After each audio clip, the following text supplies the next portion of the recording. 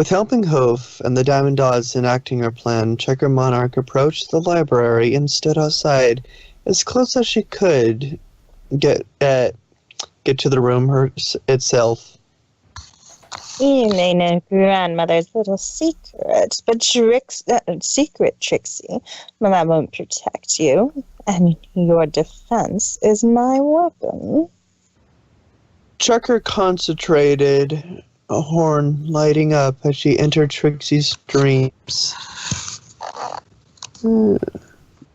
Checker floated in a white void of a dream ready to form. She blinked for a moment before smirking. A white void is something that simply doesn't exist in real life. This is a dream. Trixie's dream, to be specific. Now that she'd established that, she concentrated on her memories, assembling the library from the careful examination she'd made earlier today. She assembled a near-perfect replica of the interior of the building. With the dream world fully formed, she took Technology of Equestria and sat down in a chair, opening it to the page she so carefully analyzed earlier that day. She made sure to make the copy in the slot, and the upstairs vanished while she was at it. Trixie groaned, turning over in her head. She looked around, finding Twilight wasn't there. Must have gotten up early to go and arrange things in the mirror for later. Trixie gave a deep breath, knowing what waited for her today.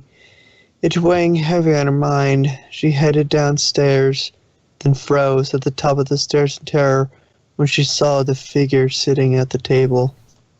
Why, hello, little sister, said Checker, looking up from the book, shutting it with a loud slam and laying it on the table. Long time no see. Trixie broke out in a cold sweat at the sight of the mare. Checker, what are you doing here? She asked in shock, nearly falling down the stairs. I heard you were in Ponyville. I thought I'd stop by and see if my worthless little sister had managed to get back on her hooves yet. Checker said, no element of compassion in her voice. Her cold, terrifying stare met Trixie's, narrowing into a glare that made Trixie begin trembling. And you haven't. Not that that's a surprise. Trixie growled, working up what nerve she could in the face of her sister's unnerving gaze. Something about Checker's stare, no matter how hard she tried, Trixie just couldn't help feeling intimidated. Just looking in the eye, it reminded her of what little she'd seen of the stare in Everfree Forest. Still, Trixie managed to head down the stairs. Trixie is doing just fine. She's not on the street anymore, at least. Yes, she's accepting help, showing weakness, and generally being a complete disgrace to our family. Checker said, giving her sister a disappointed look. As usual. Trixie doesn't care what you or father says, Checker. Trixie yelled, snarling at her sister. Oh, really? Asked Checker, intensifying her glare, forcing Trixie to take a trot back. You don't care your own family has disowned you? Trixie gasped, then looked down sadly. What? Asked the dirty, malnourished Trixie at the doorway to her father's mansion. Checker standing at the doorway, judgmental eyes staring down at her. You heard me, Trixie. Checker said, spit your name out like it was venom. You're a failure. No monarch is a failure. None of them. Look at yourself. You're a poor, filthy, worthless excuse for a pony that comes crawling on her knees for help. What is the monarch family's take on receiving help? Trixie started crying. Well, accepting help is a sign of weakness. Checker gave an icy cold smirk. Exactly. Now, you worthless mare, until you make something of yourself, don't you dare darken our doorway again. Not until you're a some pony. If you're not a some pony, then you're a no pony. Never forget that, Trixie. Checker picked Trixie up with telekinesis and literally threw her off the property in the pouring rain. Now get out of my sight, you worthless has-been. Trixie cringed as the door slammed. Tears flowed freely as she ran off into the rainy night. Trixie tried to hold back her tears, but they still ran down her face. Checker gave an icy smirk. I thought so.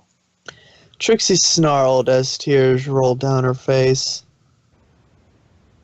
Get out! Get out! Trixie will get back on her house. She'll show you. Checker gave a bone-chilling chuckle. So you really think this little show of yours is going to work? Trixie gasped. What do you mean? Checker got up and circled her sister. You think this town will accept you after what you did to it? That you'll say, I'm so sorry, and all will be forgiven? She asked in a calculating, ice-cold tone. You brought an Ursa Minor to attack their town. Do you honestly think they care if it was an accident? Trixie started shaking with fear as her sister circled her. They will. Trixie's friends forgave her. Exactly. Your friends forgave you. Checker stated. And even then, only 3 whom you did not harm entirely, and 2 who didn't trust you after they forgave you. The last one outright hated you. What makes you think that a town that has seen only the Trixie who brought ruin upon them will forgive you for that? Are you really that naive? Trixie shook her head decisively. They'll understand. It was an accident. They'll forgive Trixie. Checker leaned in close, looking Trixie right in the eyes with an intense, terrifying glare. Trixie started trembling, fear surging through her body. As she looked into her sister's glare, it took all her willpower not to wet herself in blind terror, but still, she couldn't look away. Face it, Trixie. They're normal ponies. They're not going to see a poor, down-on-her-luck mare. They're going to see the one who brought a monster to destroy their town, then ran away with her tail between her legs like a coward. Remember the other places you tried getting shows after the incident? The ones who had merely heard about it? They pelted you with rotten tomatoes and booed you off stage before you could even get a word in edgewise, didn't they? Checker kept her voice low, deliberate, and as cold as ice. Sorry, Trixie tried to look away, but couldn't. Answer me when I'm talking to you. Yes?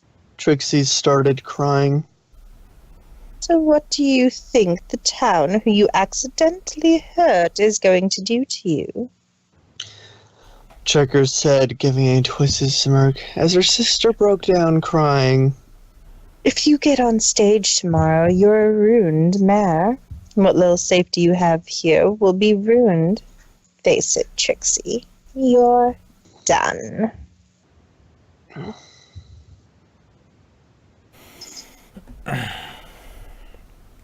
Sweetie Belle, what exactly are we doing here again? Asked Apple Bloom, climbing up over a trash heap at the junkyard. She gagged and threw an old rotten banana peel off her hoof. I told you I found out that after they couldn't find Trixie to return what was left of her cart, they put it here. Sweetie Belle said, tripping over a can and falling down a slope of trash into Scootaloo and Apple Bloom, knocking them all down to the bottom. Why did they do that? Asked Scootaloo, helping the other two up and dusting herself off. Because half the town was angry at her for the earth thing tearing it up? Asked Apple Bloom. Good point. Yeah. Anyway, I thought it'd be nice if we could find whatever might be left in the wreck for her. Said Sweetie Belle, looking to the other two. Yeah, and Trixie's our friend, so it's the right thing to do. Said Apple Bloom, looking around the surprisingly large junkyard. Oh, where do we start? Sweetie Belle scratched her head. Hey, how come we never noticed this place before? Well, I guess all the trash has to go somewhere. Said Scootaloo with a shrug. I guess we did. Sighed. I guess we better better get looking. I guess we'd better get looking. Checker chuckled, watching the gathering crowd around the town hall, many of them with clear anger on their faces. Perfect. Everything is falling into place perfectly. She said, taking out her chessboard, her side including pawns representing the town ponies as a whole. Are my little pawns doing exactly what I want them to? Miss Monarch? Stuttered Helping Hoof. Speak. Well, not that this isn't a perfect plan or anything like that, but how can you be sure that the townsmen will run Trixie out of town? She asked Helping Hoof, keeping his always submissive posture. Simple, they don't have to. Said Checker. Trixie just has to think they will. Trixie should be having a nice case of stage fright right now.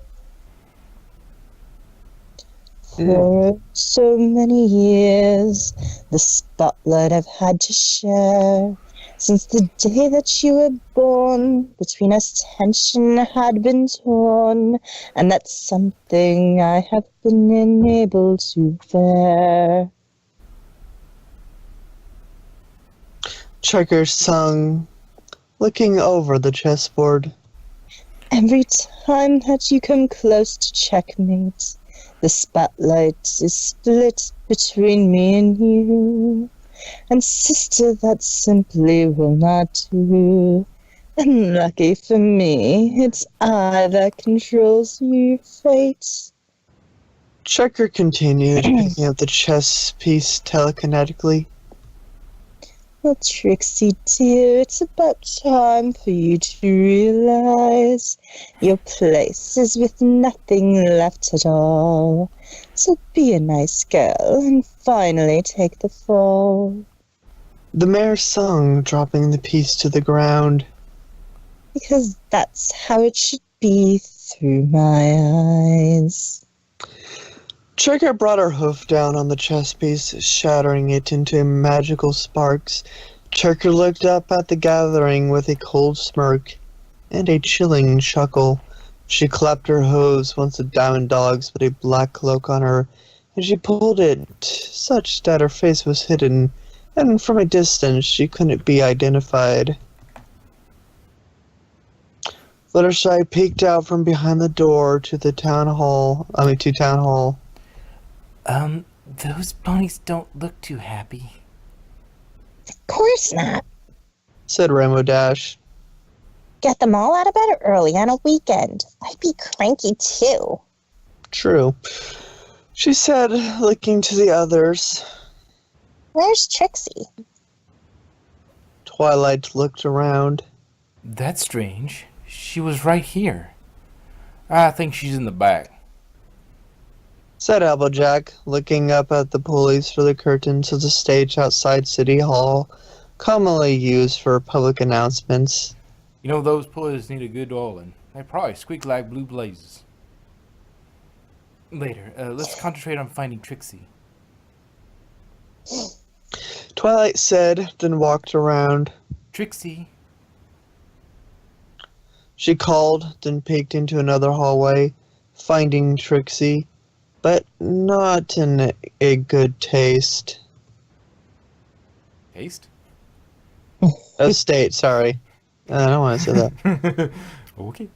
Trixie! Trixie was curled up in a fetal position, trembling in fear.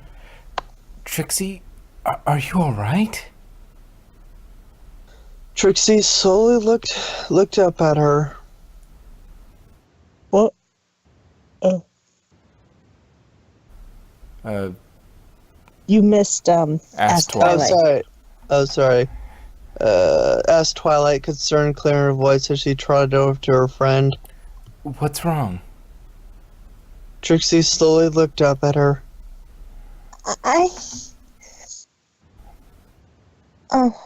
Twilight, I don't think I can do this. Or am I kidding? You're not going to forgive someone like me. They're just going to chase me out of town. It will not be the first time. Twilight sighed and pulled Trixie up with telekinesis. Trixie, they're not going to chase you out of town. Let's move this down. She said, though she wasn't completely sure herself. They forgave Princess Luna for being Nightmare Moon. Eventually. Didn't help she came on Nightmare Night. Anyway, they've forgiven me for messing up. I'm sure they'll forgive you if you honestly apologize. Or at the very least give you the chance to earn forgiveness. They're not mean ponies, Trixie. They can overreact sometimes. And during that Iron Will thing, they all took his lessons too seriously.